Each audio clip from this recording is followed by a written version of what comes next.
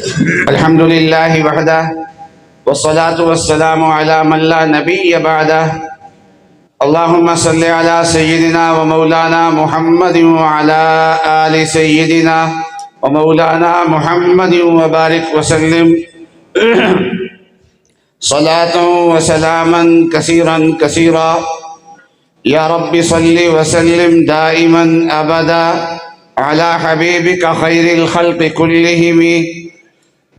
أما بعد فأعوذ بالله من الشيطان الرجيم. بسم الله الرحمن الرحيم. إن الله وملائكته يصلون على النبي يا أيها الذين آمنوا صلوا عليه وسلموا تسليما. وقال رسول الله صلى الله عليه وسلم إن الله وملائكته ليصلون على معلم الناس الخير. صدق اللہ العظیم وصدق رسولہ النبی الکریم. میرے لیے بڑی سعادت کی بات ہے، خوش بختی کی بات ہے کہ اس پروگرام کے توسط سے سیالکوٹ اور گرد و نواح کے بڑے بڑے علماء کرام جو اپنی اپنی جگہ پہ بڑے بڑے ادارے چلا رہے ہیں، مجھے ان سے ملاقات کا شرف حاصل ہوا اور ان کی مجلس میں چند ساعات بیٹھنے کا مجھے موقع مل گیا. علماء کرام کی مجلس میں چند لمحے بیٹھنے کا موقع مل جائے تو یہ سمجھیے کہ یہ لمحات زندگی کے لمحات میں سب سے زیادہ قیمتی لمحات ہیں.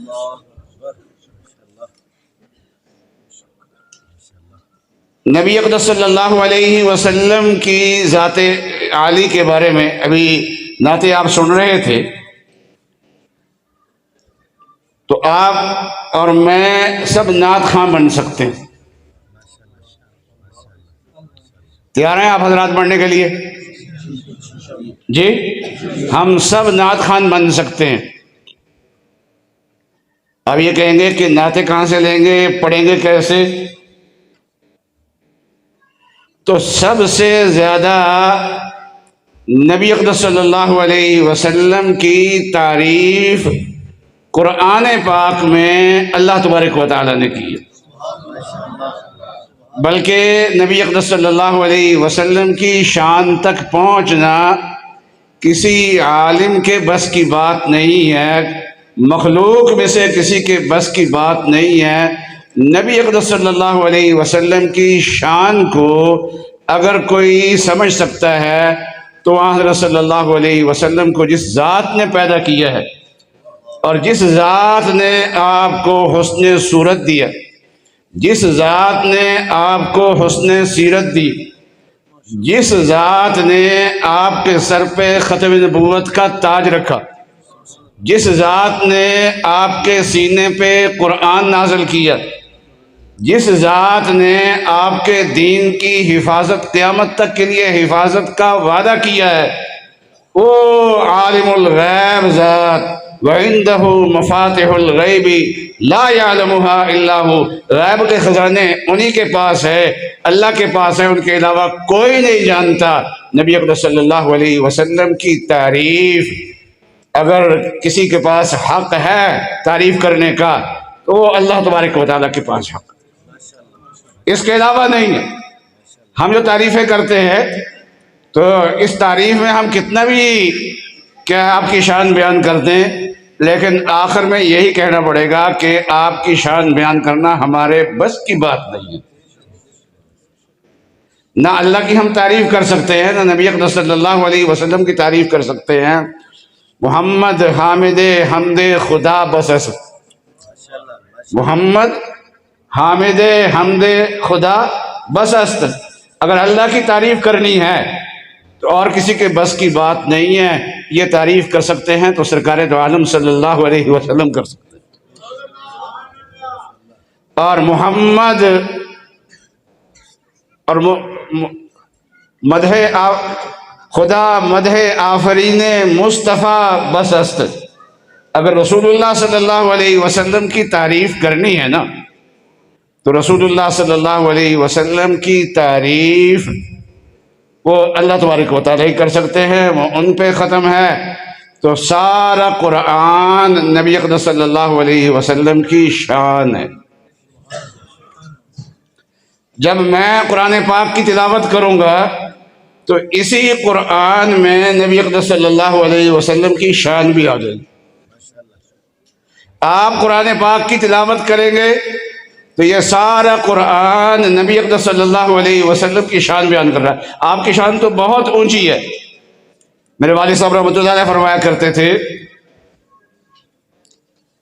کہ قرآن پاک کے 3 مضامین بڑے مضامین ہیں اور قرآن پاک نے اس کو بہت زیادہ بیان کیا۔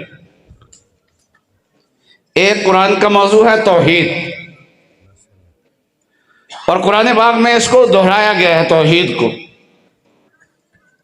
اور خوب وضاحت کے ساتھ اس کو بیان کیا گیا۔ اور قرآن کا دوسرا بڑا مسئلہ ہے مسئلہ رسالت۔ انبیاء علیہ السلام کی رسالت کو واضح کیا ہے اور دلائل سے بیان کیا ہے قرآن پاک نے، اور سارا قرآن پاک اسی پہ۔ اور قرآن پاک کا تیسرا بڑا موضوع ہے مسئلہ معاد، یعنی آخرت کا مسئلہ، مرنے کے بعد دوبارہ زندہ ہونے کا مسئلہ۔ تو میرے والد صاحب فرماتے تھے کہ ان 3 مسائل کے بعد پھر جس چیز کا زیادہ تذکرہ ملتا ہے وہ صحابہ اکرام کی مدح کا ذکر ملتا ہے۔ تو جو قرآن نبی اقدس صلی اللہ علیہ وسلم کے شاگردوں کی شان سے بھرا ہوا ہو تو اس قرآن میں نبی اقدس صلی اللہ علیہ وسلم کی شان کتنی ہوگی۔ تو میں نے ایک آیت پڑھی ہے، اس میں اللہ تبارک و تعالیٰ نے بڑا عجیب انداز سے کہ سن کے وجد آ جائے، فرمایا کہ ان اللہ و ملائکتہ، کہ اللہ تعالیٰ اور اللہ کے فرشتے وہ کیا ہے، یصلون، نبی اقدس صلی اللہ علیہ وسلم پہ رحمت بھیجتے ہیں۔ صرف بھیجتے نہیں بلکہ اس کا معنی یہ ہے کہ بھیجتے رہتے، ہر آن نبی اقدس صلی اللہ علیہ وسلم پہ رحمت نازل ہو رہی ہے۔ اے ایمان والو تم بھی نبی اقدس صلی اللہ علیہ وسلم پہ درود شریف پڑھا کرو۔ علماء کرام انبیاء علیہ السلام کے بارے سے، اور عجیب بات یہ ہے کہ نبی اقدس صلی اللہ علیہ وسلم نے علماء کے بارے میں یہ نہیں فرمایا کہ العلماء ورثتی، کہ علماء میرے وارث ہیں، بلکہ فرمایا کہ ان العلماء ورثۃ الانبیاء، علماء کرام جو ہیں وہ سارے انبیاء علیہ السلام کے وارث ہیں۔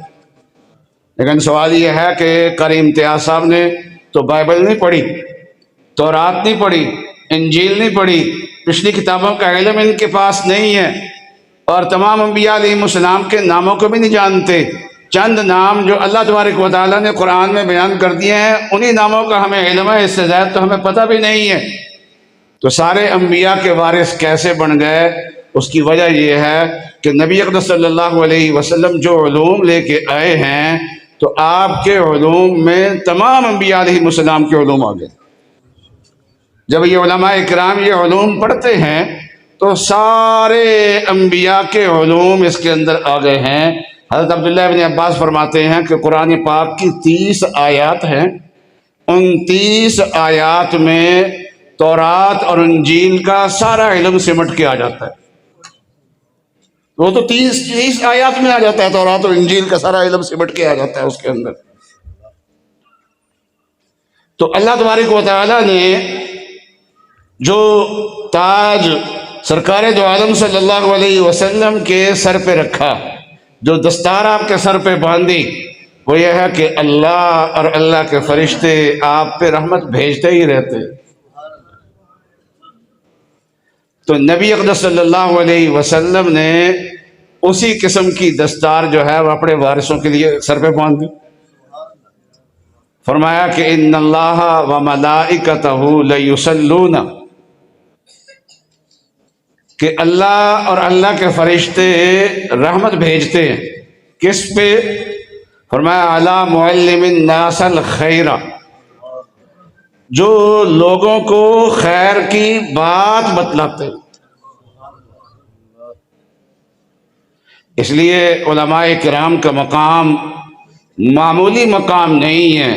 انبیاء علیہ السلام کے بعد پھر اللہ کی طرف سے رحمتوں کا نزول جن پہ ہوتا ہے وہ ان علماء کرام پہ ہوتا ہے جو علماء کرام خیر کو پھیلا رہے ہیں۔ میں اس وقت لمبی بات نہیں کرنا چاہتا، بس مختصر سی باتیں کرتا ہوں، بس اختصار کے ساتھ۔ ایک دن نبی اکرم صلی اللہ علیہ وسلم نے صحابہ سے سوال کیا۔ سوال یہ کیا کہ من اجود جودن، کہ اس کائنات میں سب سے بڑا سخی کون ہے؟ سب سے بڑا سخی کون ہے؟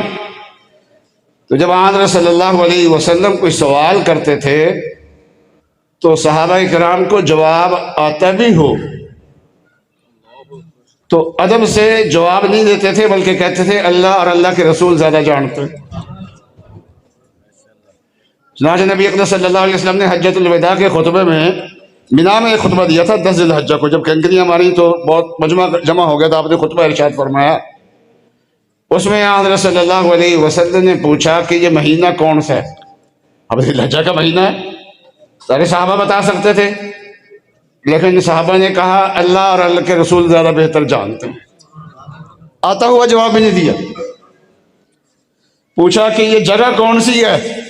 اب سب کہہ سکتے تھے یہ مکہ ہے، لیکن رسول اللہ صلی اللہ علیہ وسلم صحابہ نے عرض کیا کہ اللہ کے رسول زیادہ بہتر جانتے ہیں۔ تو یہاں پر بھی صحابہ نے یہی جواب دیا اللہ ورسولہ اعلم، کہ اللہ تعالیٰ اور اللہ کے رسول زیادہ بہتر جانتے ہیں۔ تو رسول اللہ صلی اللہ علیہ وسلم نے ارشاد فرمایا کہ اللہ اجود جودا، سب سے بڑا سخی جو ہے، سخی ہیں وہ اللہ تبارک و تعالیٰ کی ذات ہے۔ وہ اپنے منکروں کو بھی دیتے، ان کا انکار کرنے والوں کو بھی دیتے۔ کہتے ہیں نا حضرت ابراہیم علیہ السلام مہمان کے بغیر کھانا نہیں کھایا کرتے تھے، تلاش میں نکلتے تھے، جب مہمان مل جاتا تھا پھر کھاتے۔ تو ایک دن ایک آدمی کو، بوڑھا آدمی تھا، اس کو باہر سے ڈھونڈ کے لے آئے اور اس کو ساتھ بٹھایا اور اس کو کہا، جب کھانا شروع کرنے لگے تو اس کو بتایا کہ بسم اللہ الرحمن الرحیم پڑھ لو۔ تو اس نے کہا کہ میں نہیں جانتا کہ اللہ کون اور رحمان کون اور رحیم کون، میں تو نہ مانتا ہوں نہ جانتا ہوں۔ ابراہیم علیہ السلام نے فرمایا کہ اٹھ یہاں سے، اللہ کا انکار کرنے والا میرے دسترخوان پہ بیٹھ گیا، اٹھ کے چل دیا۔ حق تعالیٰ شاہ نے وہی نازل فرمائی کہ ابراہیم یہ 80 سال کا بوڑھا ہے، 80 سال سے میں اس کو رزق دے رہا ہوں، آپ نے ایک ہی وقت میں اس کو اٹھا دیا۔ تو سب سے بڑا سخی اللہ تبارک و تعالیٰ کی ذات گرامی ہے، وہ اتنا دیتے ہیں، اتنا دیتے ہیں جس کی انتہا نہیں۔ اس لیے کسی سے کچھ چھن جائے نا تو روئے نہیں، اللہ پہ اعتماد کرے۔ وہ اللہ اتنی کریم ذات ہے، وہ دینے والی ہے، لینے والی نہیں ہے۔ اور اللہ تعالیٰ کی ذات تو بہت بڑی ہے۔ حضرت مولانا مناظر حسن گیلانی نے لکھا ہے کہ نبی اقدس صلی اللہ علیہ وسلم کسی سے لینے والے نہیں تھے، دینے والے تھے۔ جب آپ کی ولادت باسعادت ہوئی اور چند دن کے بعد حضرت حلیمہ سعدیہ آپ کو لے کے گئی، تو کہنے کا تو یہ کہا جاتا ہے کہ حلیمہ سعدیہ نے ان کو دودھ پلایا، لیکن مولانا فرماتا ہے مولانا مناظر حسن گیلانی کہ حلیمہ سعدیہ کے پاس دودھ تھا کہاں؟ ان کے گھر میں بھی دودھ نہیں تھا، نہ اس کے اپنے سینے کے اندر دودھ تھا، اور جو پہلے بچے ان کے پاس تھے دودھ پینے والے وہ بھی بھوکے رہتے تھے، ان کے گھر میں تو کھانا نہیں تھا، پیٹ نہیں بھرتا تھا۔ تو سرکار دو عالم صلی اللہ علیہ وسلم گئے، اس گھر میں تشریف لے گئے، تو ان کے جانوروں کے تھڑوں میں فراوانی کے ساتھ دودھ آنے لگا۔ اور اب یہ صرف دودھ پیتے نہیں تھے، لوگوں کو پلاتے بھی تھے۔ پھر حلیمہ سعدیہ کے چھاتی پہ دودھ آیا تو پہلے جو رسول اللہ صلی اللہ علیہ وسلم کے بھائی جو پہلے سے موجود تھے دودھ پینے والے، پہلے وہ بھوکے سوتے تھے، لیکن حضرت صلی اللہ علیہ وسلم کی تشریف آوری کے بعد اب وہ پیٹ بھر کے دودھ پی رہے ہیں۔ تو نبی اکرم صلی اللہ علیہ وسلم نے حضرت حلیمہ سعدیہ کے گھر جا کے کچھ لیا نہیں، اس وقت بھی ان کو کچھ دیا ہے۔ تو اللہ کی ذات تو بہت زیادہ سخی ہے، اللہ اگر کچھ چھینتے ہیں تو سمجھ لو کہ اس نے کچھ اور دینا ہے، زیادہ دینا ہے، بہت دینا ہے، اس لیے اللہ کی ذات پہ اعتماد کریں۔ پھر حضرت صلی اللہ علیہ وسلم نے فرمایا اس کے بعد میں سب سے زیادہ سخی ہوں۔ دنیا میں سخاوت میں ایک نام مشہور ہے، آپ نے بھی سنا ہوگا، ہم نے بھی سنا ہوگا، کہ حاتم طائی اس کو کہتے ہیں۔ طے قبیلہ تھا، حاتم طائی جو ہے یہ رسول اللہ صلی اللہ علیہ وسلم کا زمانہ اس نے نہیں پایا، لیکن اس کے بیٹے نے اور بیٹی نے زمانہ پایا ہے، اور رسول اللہ صلی اللہ علیہ وسلم پہ ایمان لائے ہیں اور صحابی ہوئے۔ تو حاتم طائی کا نام تو ہم نے بوسطہ میں پڑھا تھا کہ ان سے کسی نے چینی مانگی، یعنی میٹھا مانگا، ایک پیالی ذرا دے دیجئے، اس نے پوری بوری اٹھا کے دے دی۔ کسی نے وہ کہا کہ اس کو تو ایک پیالی کی ضرورت ہے، اس نے کہا اس نے اپنی ضرورت کے حساب سے مانگا، ہم نے اپنی صحابت کے اعتبار سے اس کو دیا۔ لیکن کہتے ہیں کہ حاتم طائی کی باتیں اب جو ہے نا وہ پرانی ہو چکی ہیں، وہ گیا تو اس کے ساتھ اس کی سخاوت بھی گئی، لیکن سرکار دو عالم صلی اللہ علیہ وسلم کی سخاوت تو آج تک جاری ہے، وہ آج تک چل رہی ہے، وہ قیامت تک چلتی رہے گی، وہ میدان محشر کے اندر بھی چلے گی۔ آپ کی سخاوت کا تو ایک تسلسل قائم ہے۔ فرمایا کہ اس کے بعد اللہ کے بعد جو ہے میں سب سے بڑا سخی میں ہوں، اور پھر فرمایا کہ میرے بعد کون سخی ہے۔ یہ اگلا نمبر جو نا یہ ذرا قابل غور ہے، اپنے بعد حضور صلی اللہ علیہ وسلم نے کس کو مقام دیا کہ کون زیادہ سخی ہے۔ فرمایا کہ میرے بعد پھر بڑا سخی وہ عالم ہے جس نے علم سیکھا ہے اور آگے علم کو پھیلا رہا ہے۔ یہ اس وقت آپ یہ پھولوں کے گلدستے نہ دیکھیں، میرے پیچھے جو علماء کرام بیٹھے ہوئے دائیں بائیں بیٹھے ہوئے ہیں، یہ اہل علم کا گلدستہ دیکھیں۔ ایک ایک آدمی جو ہے وہ کتنے حافظ تیار کر رہا ہے، کتنے قرآ تیار کر رہا ہے، کتنے علماء کرام آگے تیار کر رہا ہے، اور کتنے لوگ جمعے کے دن ان کے بیان سے مستفید ہوتے، کتنے لوگ درس قرآن میں ان سے مستفید ہوتے۔ اور آج قرآن پاک پاکستان میں پڑھا جاتا ہی نہیں پڑھا جاتا۔ کتنے لوگ ہوں گے قرآن پڑھنے والے؟ کروڑوں میں تو ہو گئے نا۔ تو جتنے بھی قرآن پڑھنے والے ہیں ان کو قرآن پڑھنا کس نے سکھایا ہے؟ انہی مدارس نے سکھایا ہے۔ اور یہ جو مسجدیں ہوتی ہیں نا یہ اللہ کے باغ ہیں، اور یہ جو مدرسے ہوتے ہیں یہ محمدی باغ ہوتے ہیں، سبحان اللہ، ماشاءاللہ، اور یہ علماء کرام اس مال کے مالی ہوتے ہیں۔ تو رسول اللہ صلی اللہ علیہ وسلم نے فرمایا کہ میرے بعد پھر سخی کون ہے؟ تو فرمایا کہ وہ عالم ہے جو علم سیکھتا ہے پھر آگے علم پھیلاتا ہے۔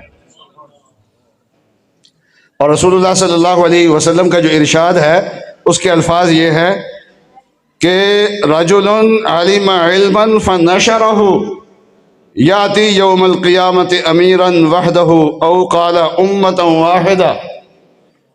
جب عالم آئے گا نا قیامت کے دن وہ صرف اپنے اعمال لے کے نہیں آئے گا، وہ اپنے ساتھ عمل کرنے والی ایک امت لے کے آئے گا۔ ایک بڑا مجمع ہوگا یہ جو لے کے آئیں گے قاری امتیاز صاحب، ایک بڑا مجمع ہوگا جو یہ حضرات علماء کرام جو موجود ہیں لے کے آئیں گے، یہ قاری صاحب قاری حفیظ اللہ صاحب موجود ہیں، پتہ نہیں کتنے عرصے سے یہ تجوید پڑھا رہے ہیں، قرآن پڑھا رہے ہیں، تو کتنے شاگرد ان کو تیار ہو گئے ہیں۔ یہ جب قیامت کے دن آئیں گے تو اللہ کی بارگاہ میں جنت میں جانے کے لیے اکیلے نہیں آئیں گے، بلکہ اپنے ساتھ شاگردوں کی ایک بڑی جماعت لے کے آئیں گے۔ عام مومن، عبادت گزار، نمازیں پڑھنے والا، صدقہ خیرات کرنے والا، وہ اگر کتنا بھی اونچا چل جائے لیکن جنت میں جانے والا اکیلا ہے۔ اور عالم جب آئے گا تو وہ جنت میں جائے گا تو بہت سارے لوگوں کو لے کے جائے گا، وہ اپنے ساتھ اپنے شاگردوں کو لے کے جائے گا، اپنے ساتھ ان لوگوں کو لے کے جائے گا جو اس کا درس قرآن سنتے ہوتے تھے، وہ اپنے ساتھ جنت میں ان لوگوں کو لے کے جائے گا جو جمعے کا بیان اس کا سنا کرتے تھے، ان سب کو، اور اپنے ساتھ ان لوگوں کو لے کے جائے گا جنہوں نے یہ اپنے پاکیزہ پیسوں سے یہ محمدی باغ قائم کیے تھے۔ جب یہ جائیں گے نا تو یہ عمارت بنانے والے کو بھی ساتھ لے کے جائیں گے، جس نے ایک اینٹ کا حصہ اس عمارت کے اندر ڈالا ہے اس کو بھی ساتھ لے کے جائیں گے، اور جنہوں نے ان طلباء کے لیے کھانے کا انتظام کیا تھا، قاری امتیاز صاحب کہیں گے کہ یا اللہ میری جماعت میں جیسے یہ طلباء شامل ہیں اور یہ اساتذہ شامل ہیں، میرے ساتھ یہ چندہ دہندگان بھی شامل ہیں، یا اللہ میں نے ان کو بھی جنت کے اندر ساتھ لے کے جانا ہے۔ اور یہ بات میں نہیں کہہ رہا، یہ بات تو سرکار دو عالم صلی اللہ علیہ وسلم فرما رہے ہیں کہ عالم جو ہوگا جس نے علم سیکھا پھر علم پھیلایا، وہ جب قیامت کے دن آئے گا تو ایک امت ساتھ لے کے آئے گا، ایک جماعت ساتھ لے کے آئے گا۔ اور آج ہم اگر اللہ کو پہچانتے ہیں تو ان علمی مراکز کی وجہ سے، ان علماء کرام کی وجہ سے، اور آج سرکار دو عالم صلی اللہ علیہ وسلم سے ہمارا رشتہ قائم ہے، ایمان کا رشتہ قائم ہے، محبت کا رشتہ قائم ہے، جانثاری کا رشتہ قائم ہے، تو یہ قائم ہے ان علماء کرام کے ذریعے سے۔ کوئی آدمی یہ چاہتا ہے میں اللہ تک پہنچ جاؤں، کوئی آدمی یہ چاہتا ہے میں سرکار دو عالم صلی اللہ علیہ وسلم تک پہنچ جاؤں، تو اس کے پہنچنے کا طریقہ کیا ہے؟ علماء کرام کے ساتھ وابستہ ہو جاؤ، آپ اللہ تک بھی پہنچ جائیں گے، اللہ کے رسول تک بھی پہنچ جائیں گے، اور مرنے کے بعد جنت میں بھی ان کے ساتھ ہی جائیں گے انشاءاللہ۔ وہ کسی نے کہا نا کہ ایک چنوٹی تھی، وہ اس کو یہ خیال آیا کہ میں اللہ کا گھر دیکھوں۔ اب یہ چنوٹی ہے وہ سفر طے کر کے چل چل کے کیسے اللہ کے گھر میں پہنچے گی؟ تو شیخ سعدی رحمۃ اللہ علیہ فرماتے ہیں کہ بود مور ہوس داشت کے در کا برسد، ایک چونٹی تھی، اس کو ایک خواہش پیدا ہوئی کہ میں اللہ کے گھر پہنچوں۔ بود مور ہوس داشت کے در کا برسد، دست بر پائے کبوتر زد و ناگاہ رسید، کہ وہ کبوتر ایک آیا ہوا تھا حرم کا، اس کے پاؤں کے ساتھ وہ چمٹ گئی، کبوتر نے ایک اڈاری ماری اور اللہ کے گھر میں پہنچ گیا، چونٹی بھی وہاں پر پہنچ گئی۔ تو آج ہم اللہ تک پہنچنا چاہتے ہیں، اللہ کا قرآن سیکھنا چاہتے ہیں، آپ کی سنت، نبی صلی اللہ علیہ وسلم کی سنت کو سمجھنا چاہتے ہیں، تو اس کا ذریعہ جو ہے یہ علماء کرام۔ ان مدارس کی اہمیت، ان علماء کرام کی اہمیت اگر آپ نے پہچاننی ہے تو ان کے دشمن سے پہچانے۔ ان کا ہمارا جو دشمن ہے اسلام کا، وہ عرب ممالک کی یونیورسٹیاں، جو اسلامی یونیورسٹیاں ہیں، ان سے ان کو کوئی تکلیف نہیں ہے۔ ان کو اگر تکلیف ہے تو ان مدارس سے تکلیف ہے۔ اس مدارس کا امتیاز یہ ہے کہ انہوں نے صرف رسول اللہ صلی اللہ علیہ وسلم کی تعلیم نہیں، آپ کی سنت کو بھی عملاً زندہ رکھا ہے، آپ کی تعلیمات کو بھی انہوں نے زندہ رکھا ہوا ہے۔ تو بہرحال میں عرض کر رہا تھا کہ علماء کرام اور یہ مدارس دینیہ، یہ اللہ تعالیٰ کے روئے زمین پہ اللہ کا بہت بڑا انعام ہے، اور مسلمان جو اللہ اور اللہ کے رسول کے ساتھ اس وقت وابستہ ہے تو یہ وابستگی جو ہے وہ انہی کے ذریعے سے ہے۔ اللہ تبارک و تعالیٰ ان کو سلامت رکھے، ان اداروں کو سلامت رکھے، ان اداروں کے ساتھ تعاون کرنے والوں کو اللہ میاں سلامت رکھے، آمین۔ اور یہ سلسلہ جو ہے آگے اللہ تبارک و تعالیٰ اس کو چلائے رکھے۔ بس یہ ایک چھوٹے سے مشورے کے ساتھ میں اپنی بات کو ختم کرتا ہوں۔ وآخر دعوانا ان الحمد للہ رب العالمین۔ حضرات محترم، ملفوظات عالیہ سے ہم سب